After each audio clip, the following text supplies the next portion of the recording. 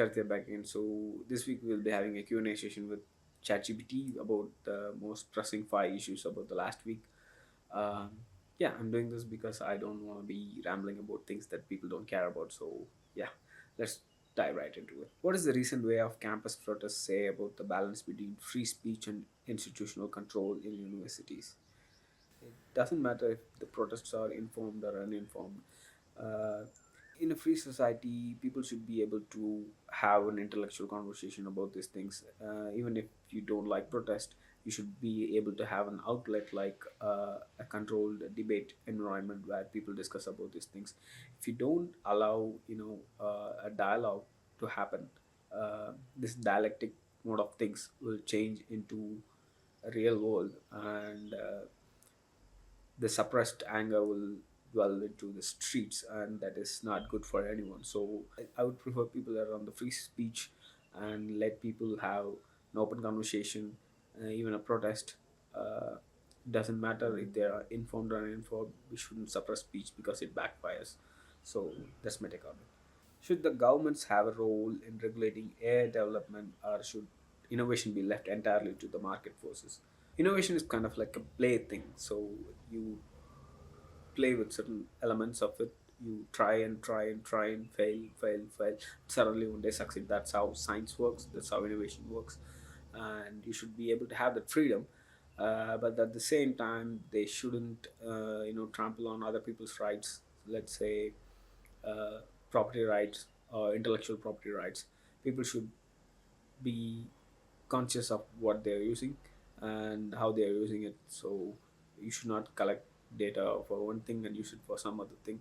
And people should also know when they're putting data or their personal information out on the internet, they are openly prompting them to take the data in the public forum. So it will be used uh, in trying those things.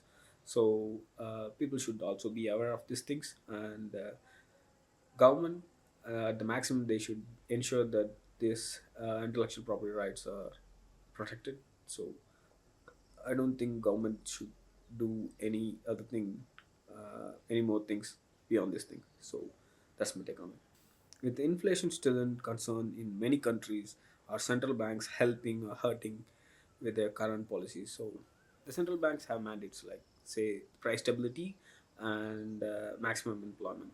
So if they has to choose between those two, I think they will err on the price stability side, because in my opinion, they cannot control the upward spiral of prices if it go out of reach. So with the current policies that are shaping up, I think they would be cautioned. They are anchoring the prices stably. Every time um a central bank is politically influenced by the governments or some popular forces, the currency of the country kind of weakens, or it loses the idea of safe havens. So I guess the central banks will stick to their mandates. That's my opinion. So, is the global shift towards protectionism a necessary correction or a threat to individual and economic freedom? That's a tricky question, because I do think it is a threat to individual and economic freedom, because it's already a globalized world and you're asking people to switch back to olden times, and it the governments are saying that it is necessary because in the long run you need to have a local supply chain and local manufacturing and those things. The consequences of this policy, however short term may they be, we don't know if it is short term or long term, because once the government enters into a policy, they are too reluctant to change those things. And if it is short term or long term, it doesn't matter. The pain that these policies create, these effects are real. However short term they may be, it is real and it will cause real problems to the world. I think these policies might lead to a place of stagflation where uh, the prices will rise and the employment will fall. And usually it's not the same way, but this kind of policy will lead to a stagflationary place, and that will create a lot of displeasure. And once the people see the effects of this thing, either the governments will change those policies, or people will change the government who would bring a different policy. So that has been the case in the history. So let's see what happens. How do we balance national security with privacy rights in light of increasing surveillance technologies? As long as it is a free market and not a crony capitalist market, the competitors will call out those things, and if they are involving in unethical behavior, the word will get out, and either people will sue those companies or their reputation will be damaged. People won't use their products, so they have repercussions. So uh, it won't be the private companies who would be misusing this technologies for surveillance instead. uh, but will they get in hands of the government and they might coerce the private parties to use them? That is a state of concern.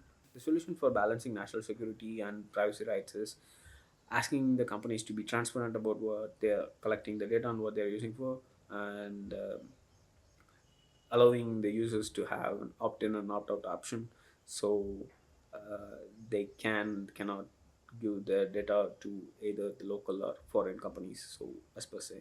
So that is the most that the governments can do in terms of regulations. Yes, that's my opinion. So meanwhile, if you have any other question that you want me to answer, you can drop in the comments. I'll try to answer, I guess. That's it, guys.